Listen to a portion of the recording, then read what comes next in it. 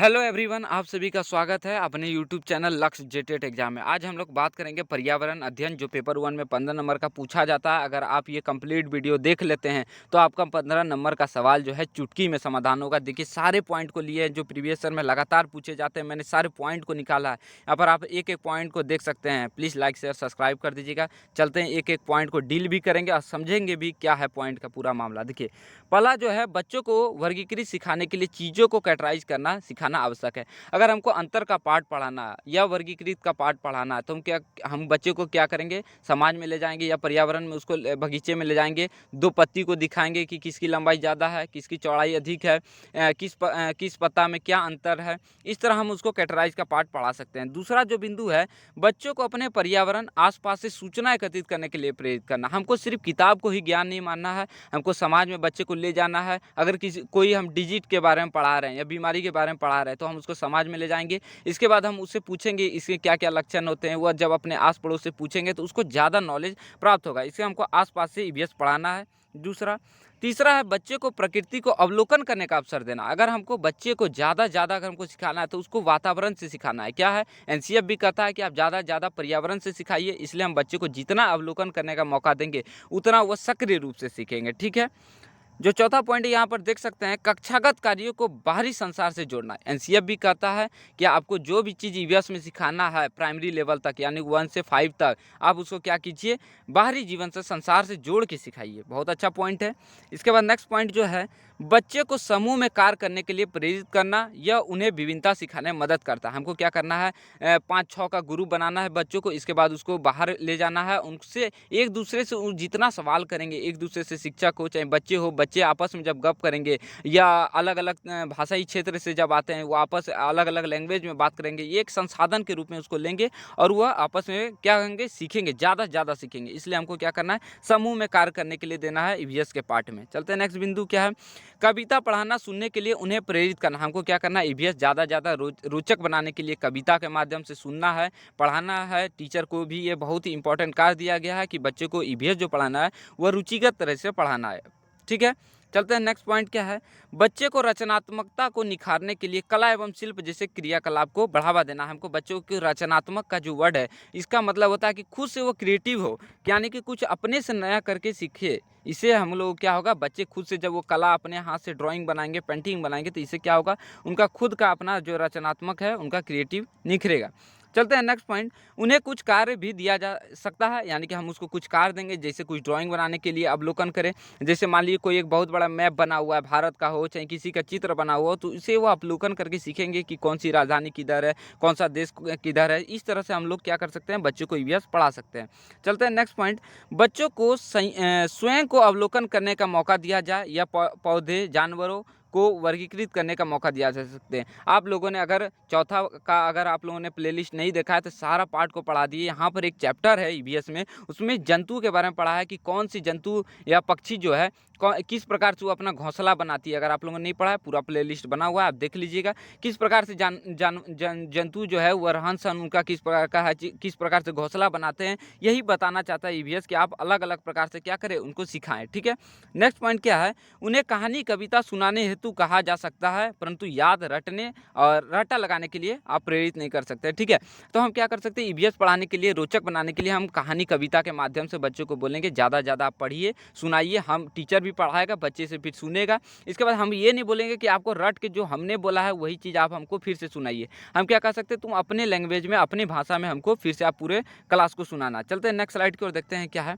यहाँ पर आप देख सकते हैं सीटेट, यहाँ से तो ये क्वेश्चन आपका आएगा ही 100%। लिख लीजिए, यहाँ पर देख लीजिए, जो ये 6 थीम है, ठीक है। इसके बाद यहाँ पर सब थीम है, आप देख सकते हैं। जो 6 थीम है, यहाँ पर परिवार है एवं मित्र पहला है, दूसरा आवास है, तीसरा भोजन है, चौथा यात्रा है, पांचवा जल है और छठा जो है चीज़ों को हम कैसे बनाते हैं और सीखते हैं। यहाँ पर देख लीजिए, 6 थीम से लगातार क्वेश्चन पूछा जाता है। जो अब सब थीम है इसको भी देख लेते हैं।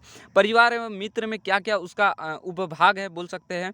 पहला संबंध है, दूसरा कार्य एवं खेल है, इसके बाद जानवर है, पेड़ एवं पौधे हैं। इसके बाद यहाँ पर देख सकते हैं भोजन का भी सब थीम को रखा गया है, चखना, पचाना, पकाना, संरक्षण का तरीका, किसान एवं भूख, ये एकदम देख लीजिएगा। इससे 1 से 2 नंबर का सवाल पूछा ही जाता है लगातार। अब हम लोग बात करते हैं ईवीएस का भी रोल ऑफ द बुक के अनुसार हम लोग कुछ टर्म को देखेंगे। एनसीईआरटी द्वारा निर्धारित ईवीएस की थीम को एक गहरी एवं अंतर संबंधित समझने के आधार पर बनाया गया। आप लोग देखते होंगे कि जैसे हम परिवार एवं मित्र पढ़े तो उसमें क्या करेंगे, रिलेशन के बारे में सीखेंगे। भोजन है तो किस प्रकार से जीव जंतु एक दूसरे का भोजन करते हैं। जल के बारे में है तो जल का अनेक अनेक प्रकार के जल के बारे में पढ़ेंगे। आवास किस प्रकार से कोई जीव रहते हैं। यात्रा किस प्रकार से पहले जमाने में लोग चलते थे, उनका किस प्रकार से यात्रा का साधन था। इस तरह से ईवीएस आपको जोड़ के बताता है। यहाँ पर देख सकते हैं, अगर हमको 6 सब थीम याद करना है तो परिवार एवं मित्र पाला हो गया। इसके बाद परिवार में रहेंगे तो हमको खाना तो भूख लगेगा ही, हम लोगों ने खाना खा लिया। खाना खाने के बाद हम लोग जल पीते हैं, जल भी पी लिए। जल पी लिए तो कहीं रहने के लिए आवास चाहिए, तो हम लोग क्या करेंगे, एक आवास होगा उनका। अब रहने लगे तो कहीं पर घूमने का मन करेगा तो फिर यात्रा में चले गए। इसके बाद जो हम बनाते हैं एवं करते हैं। चलते हैं नेक्स्ट स्लाइड की ओर। आप देख सकते हैं यहाँ पर सामुदायिक, इससे भी लगातार क्वेश्चन पूछा जाता है।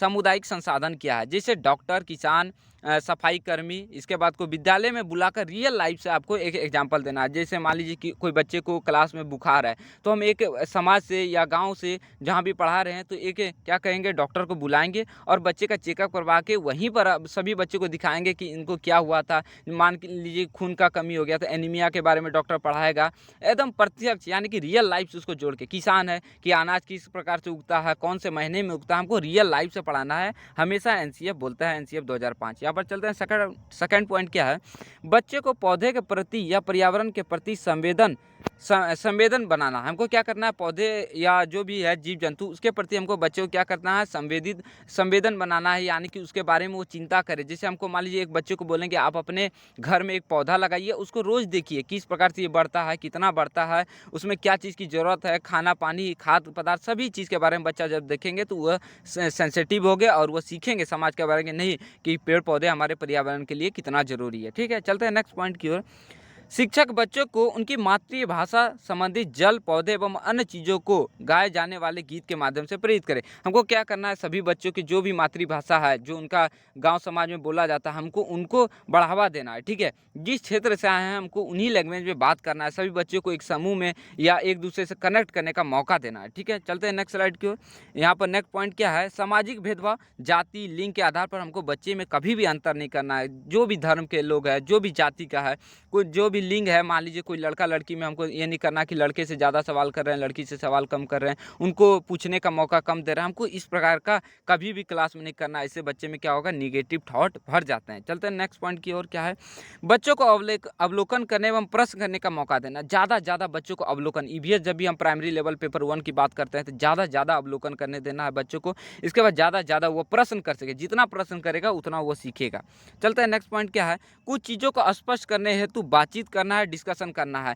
कोई भी चीज़, अगर मान लीजिए पेड़ ज़्यादा कटाई हो रहा है तो हम लोग क्या करेंगे, बच्चे को कहेंगे, आपस में डिस्कशन करेगा एक दूसरे से, बच्चा क्यों कट रहा है, सर इसमें क्यों, क्या हानि हो रहा है, क्या लाभ है। मान लीजिए अगर पेड़ ही कटाई हो रहा है तो इसको क्यों काटा जा रहा है, सरकार ऐसा क्यों कर रही है, अगर पेड़ कटा है तो इसके स्थान पर दूसरी जगह पौधा लगेगा कि नहीं। मतलब एक दूसरे से डिस्कशन करना, शिक्षक हो चाहे छात्र हो, छात्र आपस में बात करेंगे इस टाइप से, उसको ज़्यादा अवलोकन का मौका देना। ठीक है, चलते हैं नेक्स्ट पॉइंट। सारा इससे आपका ईवीएस 15 नंबर का सॉल्व हो जाएगा, दावा करता हूँ, देख लीजिए आप लोग।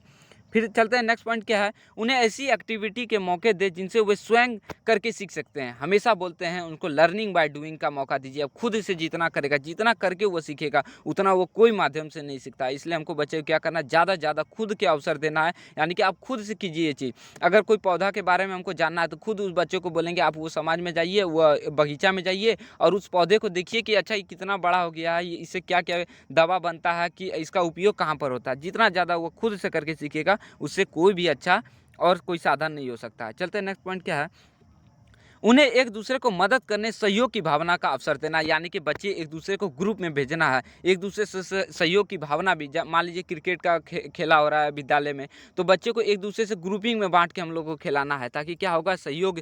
मान लीजिए अगर वो गलती जवाब दे रहा है तो उसी का ग्रुप का कोई दूसरा लड़का जवाब देगा, तो उससे भी क्या होगा, सहयोग की भावना उसमें जागृत होगी और मदद करने की ओर हमेशा अग्रसर रहेगा। ठीक है, चलते हैं नेक्स्ट पॉइंट। लिंग भेद, तकनीकी, बिजनेस से रिलेटेड, जेंडर इशू तथा नशे के प्रति संवेदनशील बनाना। हमको लिंग भेद का भी ये सब निगेटिव पॉइंट है। आप लोग ईवीएस में हम पॉजिटिव निगेटिव का भी वीडियो बना दिए, पूरा प्लेलिस्ट आप लोग देख लीजिए एक बार। लिंग भेद यानी कि हमको कभी भी लड़का लड़की में भेद नहीं करना, कोई भी तकनीकी वर्ग को नहीं करना है। बिजनेस रिलेटेड जेंडर इशू, नशे के प्रति हमेशा ये नहीं कि आप नशा करना कोई अच्छा काम है, हमको बच्चे को इससे दूर रखना, हमेशा उसको बारे में बताना कि इससे क्या क्या हानियाँ होती है, ठीक है। इस टाइप से आप देख सकते हैं।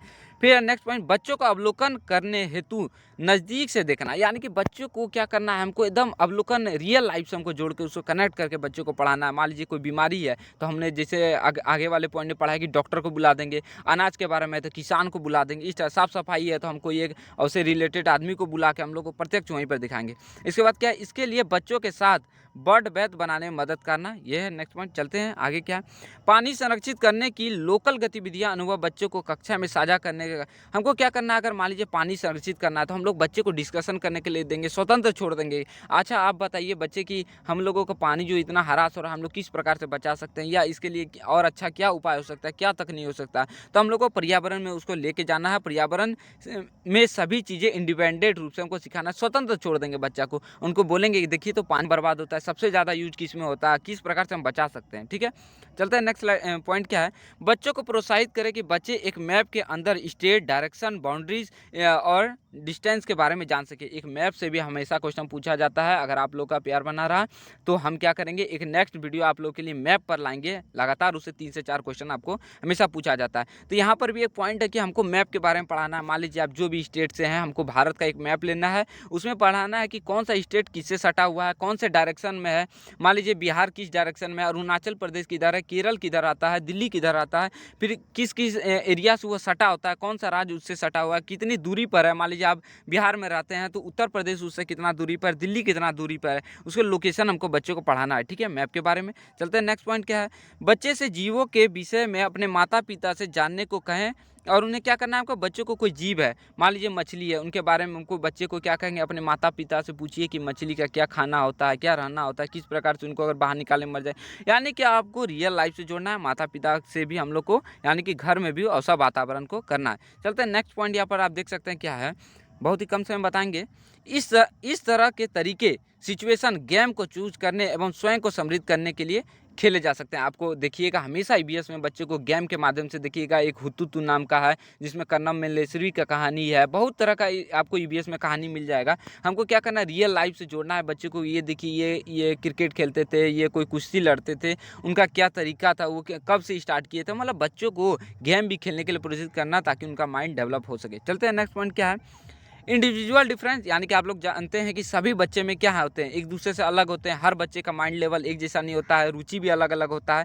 तो इंडिविजुअल डिफरेंस सभी में अलग अलग होते हैं, सभी की अलग अलग व्यक्तिगत विभिन्नता है, बता दिए मैंने। चलते हैं नेक्स्ट पॉइंट। क्या है, चीज़ों को बच्चों को स्वयं के अनुभवों से जोड़ना जाए ताकि वे अधिक संवेदनशील हो सके, यानी कि प्रत्यक्ष रूप से आप उनके रियल लाइफ से जोड़िए। हमेशा ईवीएस बोलता है, एनसीएफ 2005 बोलता है कि आप रियल लाइफ से जोड़ के आप कीजिए। चलते हैं जल्दी से नेक्स्ट पॉइंट। क्या है, उन्हें स्वयं को एक्सप्रेस करने का मौका दिए, यानी कि उसके अंदर जो जिज्ञासा उठ रही है सवाल पूछने का या उनके कुछ चीज़ के बारे में जानने का, तो उनको पूछने का ज़्यादा से ज़्यादा मौका दीजिए, एक्सप्रेस करने का मौका दीजिए ताकि वो अपने लैंग्वेज में बात कर सके या जो भी लैंग्वेज में बात कर सकते हैं। चलते हैं नेक्स्ट पॉइंट। क्या है, बच्चों को रचनात्मक हेतु भरपूर मौका दिया जाए, यानी कि आप कोई फिंगर यानी कि पेंटिंग हो गया, आर्ट हो गया या खेल ही है, यानी कि जितना ज़्यादा वो क्रिएटिव बन सके हैं हमको उसको क्रिएटिव बनाना है। चलते नेक्स्ट पॉइंट। क्या है, बच्चों को पक्षी, जीवों, पौधों की विशेषता पता हो चाहे उन्हें नाम या ना। हमको क्या करना है, बहुत सारे पक्षी जैसे आपको ईवीएस क्लास में है, फाख्ता है, शक्कर खेड़ा है, इसके बाद बहुत सारा है, गौरैया है। तो हमको क्या करना है, पक्षी के बारे में जानना है कि कौन सी पक्षी की क्या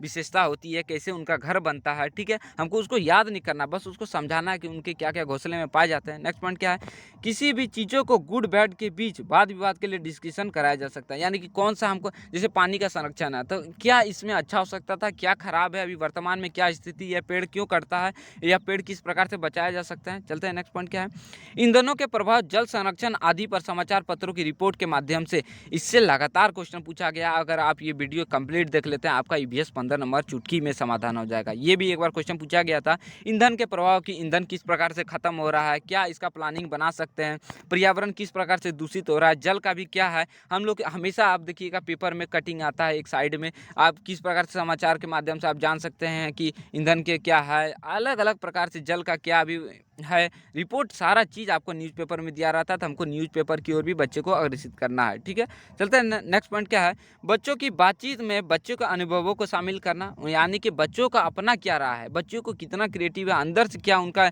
जिज्ञासा है पूछने का। ठीक है, ये सब पॉइंट आप देख लीजिएगा।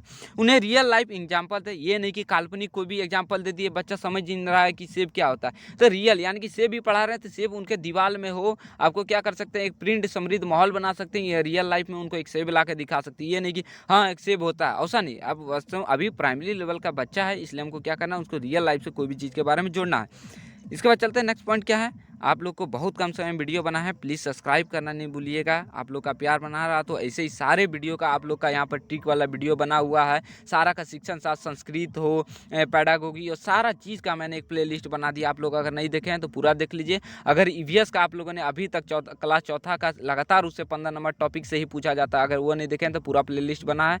ऐसे ही आप लोग सब्सक्राइब कर लीजिए, ज़्यादा लोगों तक शेयर कर दीजिएगा, सब्सक्राइब करना नहीं भूलिएगा साथियों, प्लीज़। धन्यवाद।